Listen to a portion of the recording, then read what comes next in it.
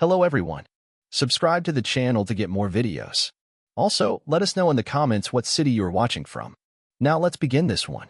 The courtroom was packed like a bad flight, bodies crammed into every row, the air thick with stale coffee and resentment. I sat at the defendant's table, barely hearing the judge drone on through the final terms of my divorce. But I caught the important bits. Julia got the house. Julia got most of the bank accounts. Julia got full custody of our twin boys, Evan and Noah, because she hadn't worked in years and needed stability. I got the joy of paying the mortgage, plus alimony, child support, and my own damn legal fees. All for a woman who, just 2 years ago, promised we were forever. I didn't flinch. Not on the outside. Inside? Different story. Judge Bennett, gray hair slicked back like a helmet, started tapping her gavel. That concludes today's proceedings. Objection, I said. That one word echoed through the courtroom like I'd shouted fire in a theater. Even my own lawyer whipped his head toward me, whispering a panicked, "Eric, what the hell are you doing?" Judge Bennett froze. "Excuse me." I stood up slowly, calm and casual like I was asking for more peanuts in first class. "I object," I said again, "on the grounds that this entire ruling is garbage. Your Honor." A low gasp spread through the gallery. Julia's attorney blinked like he'd just seen a plane crash. Julia herself smirked, like she was watching me unravel. Judge Bennett narrowed her eyes. "You don't get to object to a judgment, Mr. Lanning." "Sure I do," I said, shrugging. "I object to losing my kids, my house, my savings, and being told I'm still the bad guy." She leaned forward, voice sharp as glass. "Sit down. You are out of line." "Am I?" I shot back, raising both hands like I was surrendering. Because from where I'm standing, this whole process has been a comedy sketch. Except the punchline is me writing checks to a woman who cheated, lied, and cried her way into the jackpot. "Mr. Lanning," the judge snapped, "you will sit down and remain silent, or I will hold you in contempt." I smirked and gave her a slow, sarcastic golf clap. "Oh no, not contempt. Anything but that."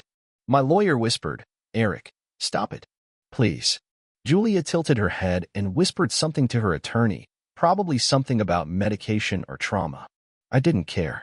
I turned to Judge Bennett and gave her a little bow. "By all means, Your Honor." Add it to the pile. She slammed the gavel. 90 days in county jail for contempt of court. Effective immediately. I laughed. Loud and real. "Perfect," I said as the bailiff approached. "Can I request a window seat?" "Take him," she barked. As the bailiff grabbed my arm, I looked over at Julia. She didn't smile, didn't gloat, just stared, like she couldn't figure out if I was breaking or playing a part. I wasn't breaking. This wasn't the end. Not even close. This was the pre-flight safety briefing before takeoff. They thought I'd lost, that I'd rolled over and taken the hit. But I wasn't done. Not by a long shot. Jail wasn't what you see in movies. No orange jumpsuits or hardened criminals glaring at you from behind bars. Mostly it was cold floors, stale air, and a whole lot of waiting. Waiting to eat. Waiting to sleep. Waiting to get out.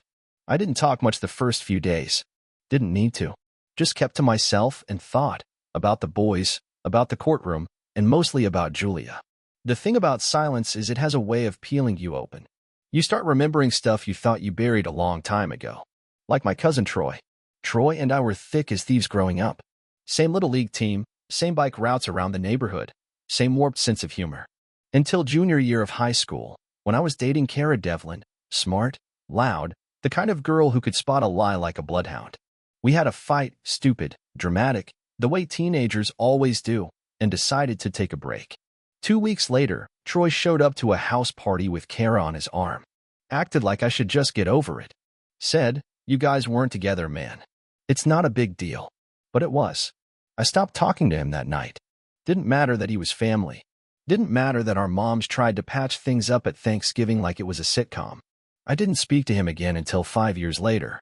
He showed up at my uncle's 4th of July cookout with his new girlfriend, blonde, sweet, the kind of girl who thought everyone was worth trusting.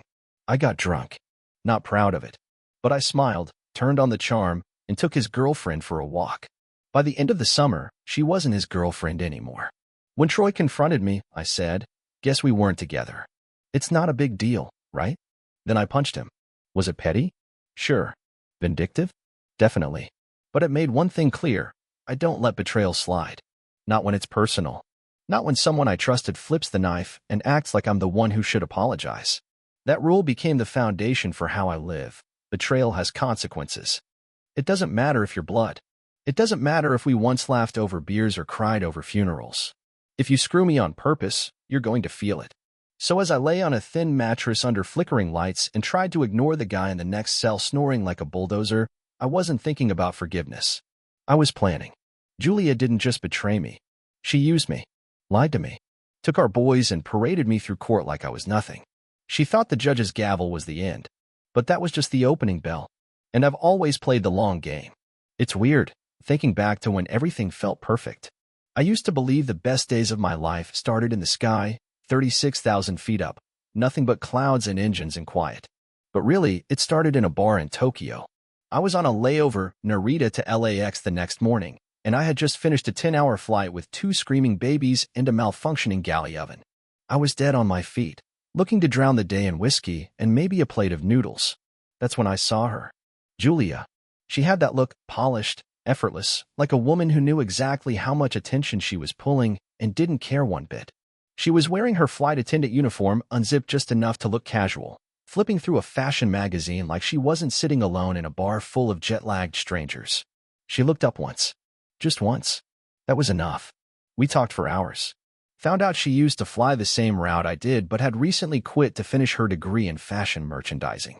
I cracked a joke about her trading wings for stilettos, and she laughed like it was the funniest thing she'd ever heard. 2 weeks later, we had dinner again. Then again. Then we stopped pretending it was casual. We got married the next spring. A courthouse ceremony in San Diego. Small. Fast. She said she didn't need the big wedding, she just wanted a life with me. I believed her. By then, I was flying international contracts for a private aviation firm. The money was good. Better than good. We bought a house in Orange County, big backyard, white kitchen, enough room to raise a family. Julia decorated it like a showroom. Every corner had that magazine-worthy look, like no one ever actually lived there. But we did. At least, I thought we did. A few months after we moved in, she sat me down on the couch one morning, hands shaking as she held up a little white stick. "I'm pregnant," she whispered. "Twins." I remember the sound I made, somewhere between laughter and disbelief. I picked her up and spun her around. She cried, said she was scared. I told her not to be. I'd handle everything. And I did. I flew longer contracts. Opened a side business investing in charter routes. Bought her a new car, one with seats that folded down for car seats. She stopped working completely. Said she wanted to be home with the boys. I didn't argue. I was proud to be the kind of man who could support that. The boys were born in the middle of summer. Evan first, then Noah 2 minutes later. Same soft hair. Same little cries. Julia held them like she'd been born to do it. I kissed her forehead and told her she was amazing. And for a while, we were happy. Birthday parties with balloon arches. Beach days with sunscreen battles. Late-night feedings where we took turns napping on the couch. I thought we were a team. But every perfect picture has shadows you don't notice until you tilt the frame. Looking back, I remember the little cracks. Julia locking her phone at night. The way she'd smile just a little too fast when I asked who was texting. The subtle shift in her laugh, the way it got sharper, more performative, like she was trying to sell something. But I ignored all of it. I told myself we were solid, that I'd won the lottery. I didn't know it then, but I was living in a glass house. And someone was already holding a hammer.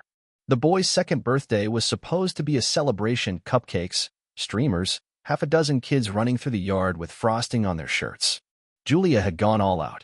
Custom balloons. A bounce house. Tiny gift bags filled with organic snacks I couldn't pronounce. I spent most of the day chasing Evan, who kept trying to eat the wrapping paper instead of his cake. Noah followed me around like a shadow, clinging to my leg, babbling in that high-pitched toddler gibberish that made him sound like a drunk miniature alien. It wasn't perfect, but it was close. Until my mom leaned in, quiet and casual, holding a paper plate with one untouched slice of strawberry cake. Her voice barely above a whisper. "Eric, did you ever notice the boy's eyes?" I blinked. "What?" She smiled like she wasn't about to detonate my entire reality. "Just saying.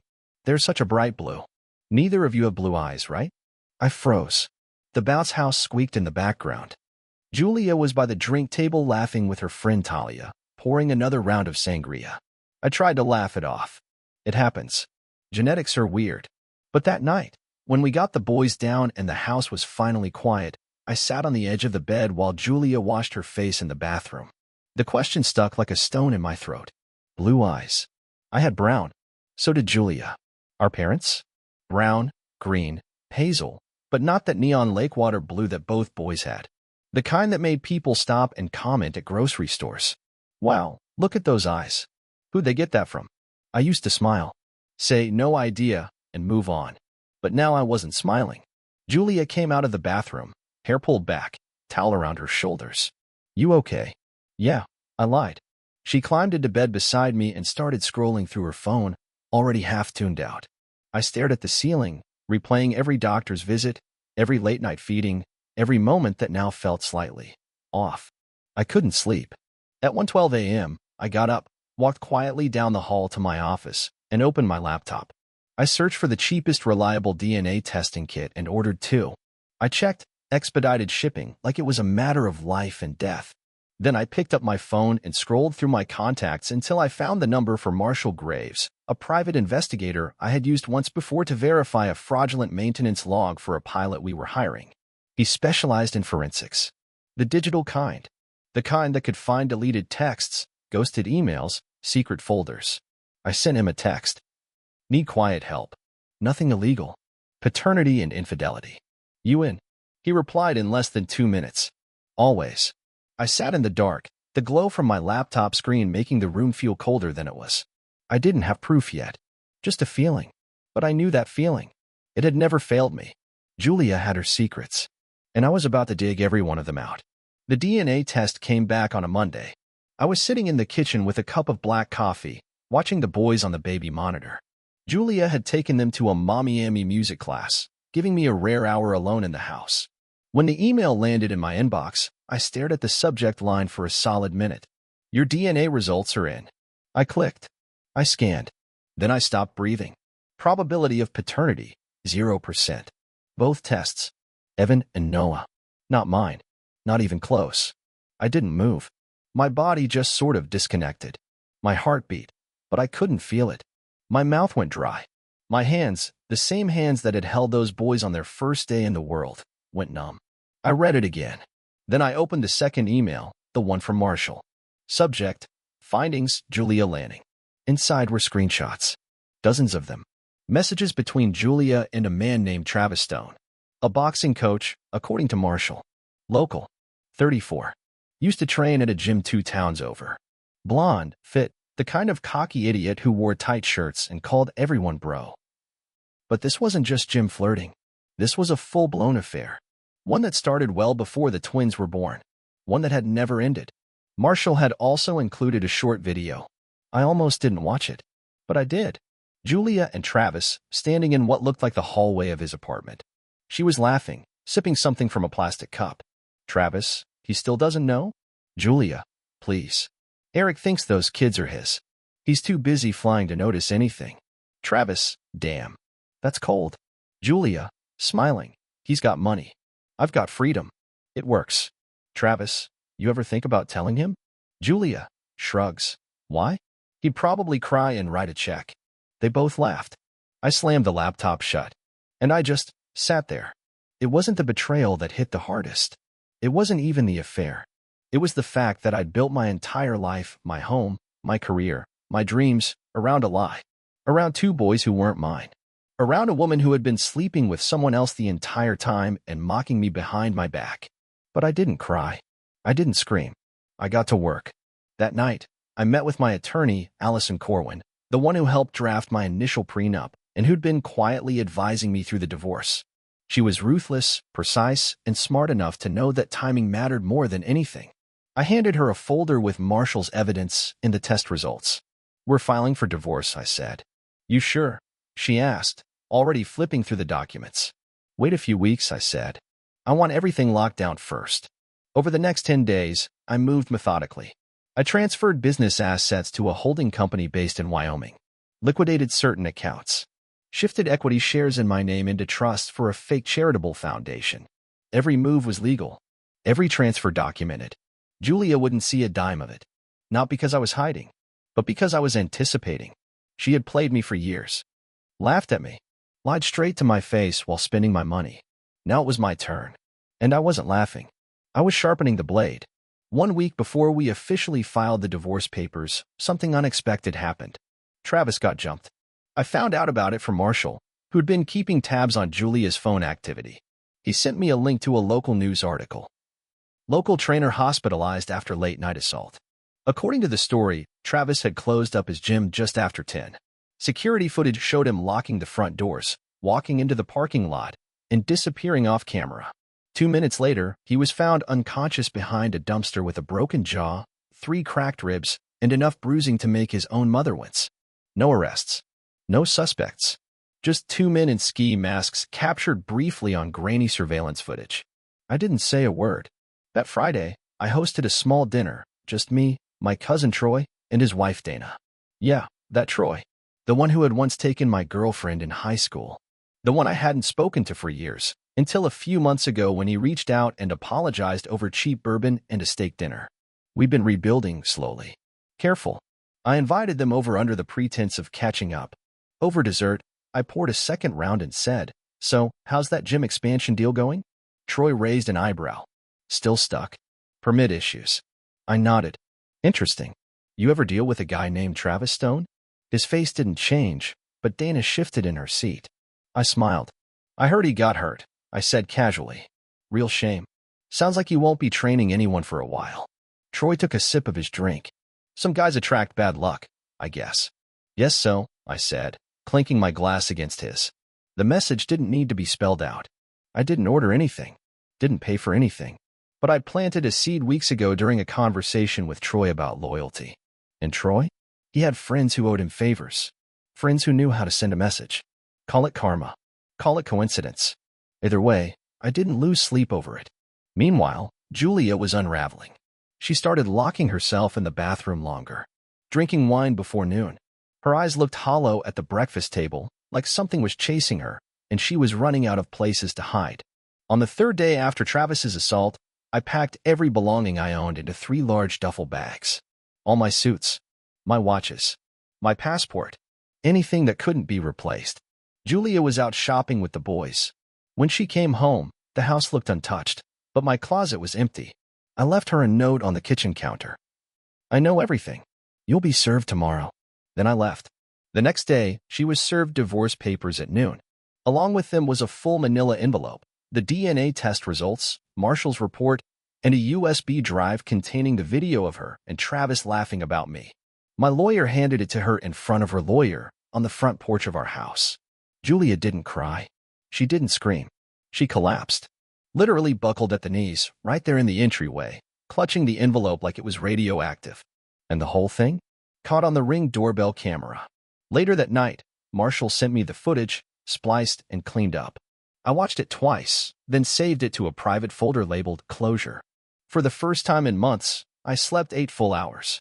No dreams. No guilt. Just the silence of a house I no longer called home. Divorce court was like déjà vu, same cold courtroom, same fake civility, different battlefield. Julia showed up wearing all black, like she was headed to a funeral. Her lawyer shuffled papers nervously, already sweating through his collar. I sat at the defendant's table calm, dressed like I was heading to a board meeting instead of a legal brawl. Her attorney started first, laying out demands that sounded like they were written in a dream. They wanted half of my liquid assets, a portion of my business equity, full use of the house and SUV, retroactive alimony, extended child support. It was almost funny. Almost. When it was our turn, Allison, my attorney, didn't even look flustered. She stood slowly, flipped open the folder I'd spent weeks helping her prepare, and began. "Your Honor," she said, "we'd like to submit updated financial records for Mr. Lanning." The judge nodded. "These documents show Mr. Lanning sold his controlling shares of Lanning Aviation Holdings 3 weeks ago, transferring ownership to a third-party buyer. The proceeds were never repatriated. They are currently held in a sovereign trust outside of U.S. jurisdiction." Julia blinked like she'd missed a step in a conversation. "What do you mean sold?" she asked, her voice rising. Allison continued. "Additionally, Mr. Lanning's personal income has ceased. He is currently employed part-time under a court-supervised work release program following a contempt charge. He earns minimum wage." The silence that followed was loud. Julia's mouth opened, then closed. Her lawyer started flipping frantically through the documents. The judge raised an eyebrow. Ms. Lanning, do you have evidence this transaction was fraudulent or designed to avoid the court's division of assets? No, her lawyer muttered, still scanning the page. But, the judge snapped. He disclosed his holdings. It's clean. Julia looked at me like I had stabbed her in the heart. You had the money. No, I said quietly. I moved it. She didn't speak again. After court, things moved fast. The house, technically still in my name, was underwater. Julia couldn't keep up with the mortgage. The utilities got cut off one by one. Water, power, gas. Her SUV was repossessed after she missed 2 payments. Credit cards? Maxed. Frozen. Declined at the grocery store. I didn't lift a finger. What she didn't realize was that the web of our finances had always been managed by me. Every bill. Every account. She hadn't touched a login screen in 6 years. Without me, she was helpless.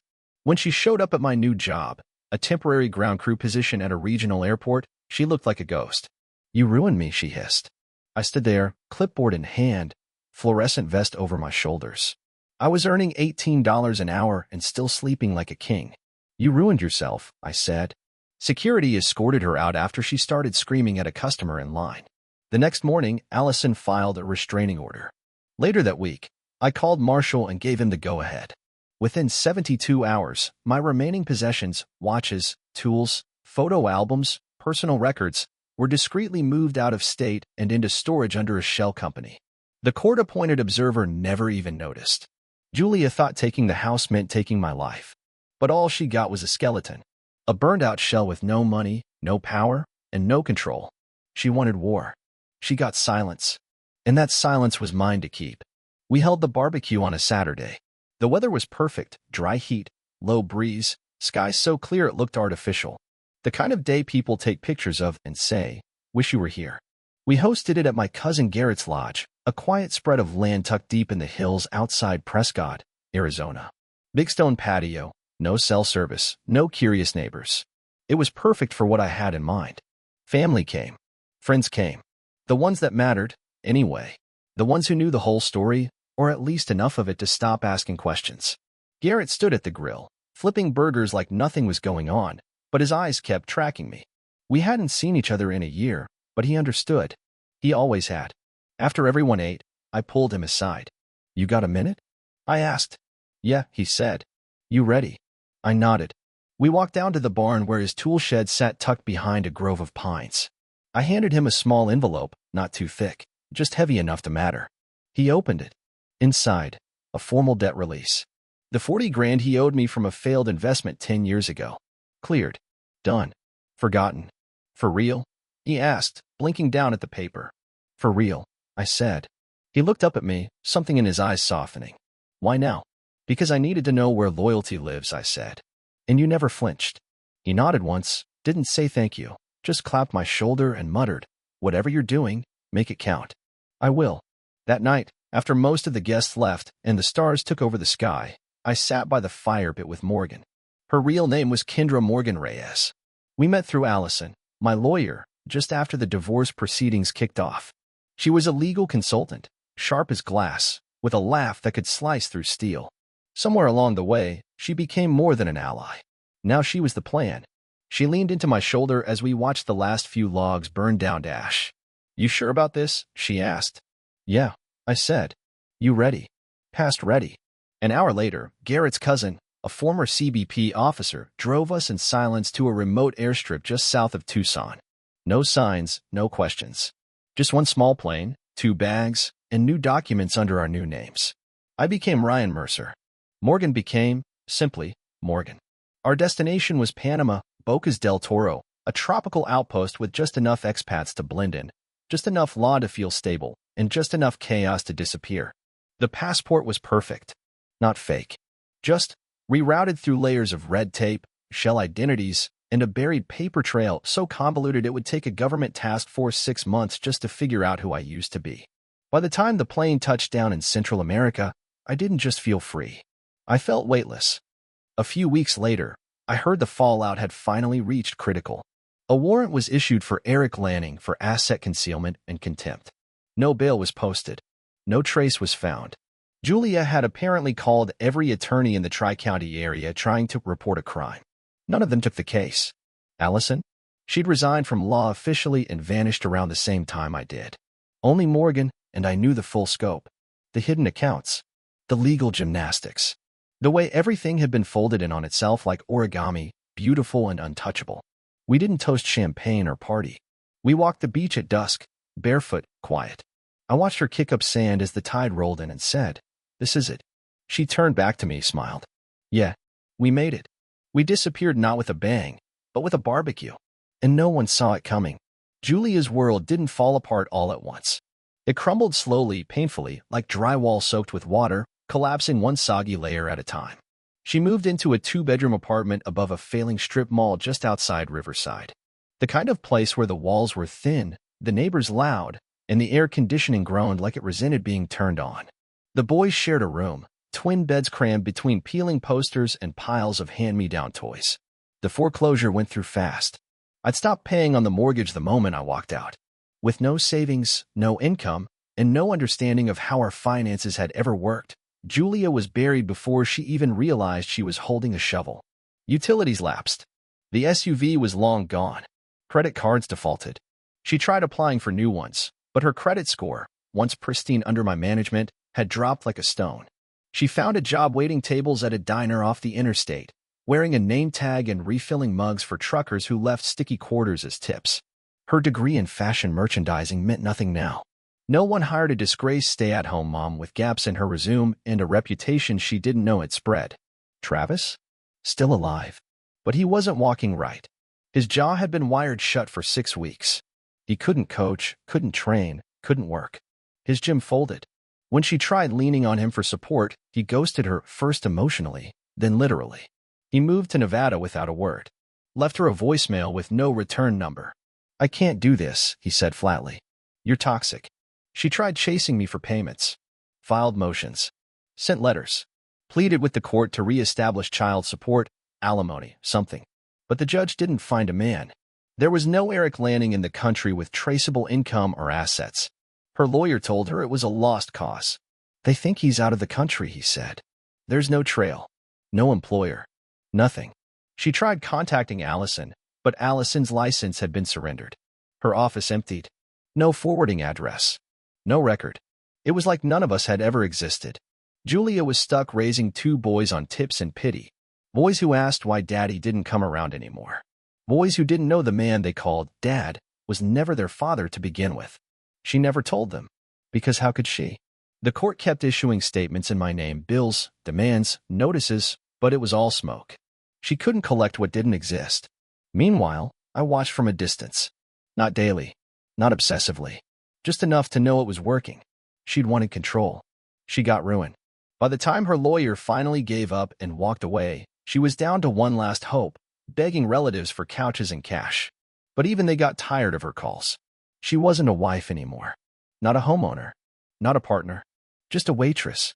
With a last name no one remembered how to pronounce, and no one dared to ask about. The first time I exhaled without tension was on the shore of a quiet beach in Belize. Not some tourist-packed resort. A real beach. One that locals walked barefoot across at dusk, carrying nets and buckets, nodding politely as they passed. That's where I became Ryan Mercer. It took a few months to get the rhythm right, to let go of checking over my shoulder, watching mailboxes, following news from California like it still had anything to do with me. But eventually it all faded. Morgan and I settled into a small bungalow just outside Placencia, a 2-bedroom place with a crooked porch and lime trees that leaned over the back wall. We lived above a tiny dive shop that we bought from a Canadian expat looking to return home for health reasons. I renamed it Driftline, simple, easy to remember. We offered half-day reef tours, snorkeling packages, and beginner-level scuba lessons. It wasn't glamorous, but it was honest. Morgan ran the tiki bar next door, Luna and Lime, painted coral pink with string lights and 2-for-1 mojitos on Thursdays. Tourists loved her. Locals adored her. She knew everyone's drink by heart and never let anyone leave without a story. We kept our heads down, paid in cash, filed the right paperwork under the right names. We became part of the town, not just passing through, but staying, living, laughing. Sometimes, at night, we sat on the porch, barefoot, listening to the waves hit the rocks. Morgan would lean against my shoulder and say, "No one here knows who you were." And I'd reply, "They know who I am now." I wasn't haunted by what I'd done. I was proud of it. I never wanted revenge for the sake of cruelty. I wanted justice. Balance. Julia had tried to burn my life down and expected me to fund the firewood. I simply stepped back, let the flames rise, and watched her realize she was holding the match the whole time. I didn't need her to suffer, but she did, and somehow that felt fair. Back home, or whatever you'd call the place I left behind, stories started circulating. Rumors. Speculation. A Reddit thread popped up under a throwaway account, titled, "Anyone remember that pilot who vanished after a brutal divorce?" I smiled when Morgan read it to me. Apparently, the judge who sentenced me, Bennett, had her own marriage implode last year. Her husband left her for a younger woman, took their savings. She's now paying alimony and raising stepkids that aren't hers. Irony has a long memory. Poetic, Morgan said, sipping her rum and coke. "You think she remembers you?" "Every time she signs a check," I muttered. "The boys? I think about them sometimes. It still aches, not because they weren't mine, but because I loved them like they were. That part was real, even if everything else wasn't. But I know they're safer far away from the war their mother started. I built this life from ashes, not just to hide, but to start over. To design a future where my value wasn't measured by a paycheck or custody ruling. Where I wasn't the villain, the victim, or the fool. Just a man on the beach. Free." Morgan clinked her glass against mine under a sky full of stars. "To the good life," she said. I raised mine. "To the life we chose." Thank you for watching. Subscribe to the channel and share your opinion about this story in the comments.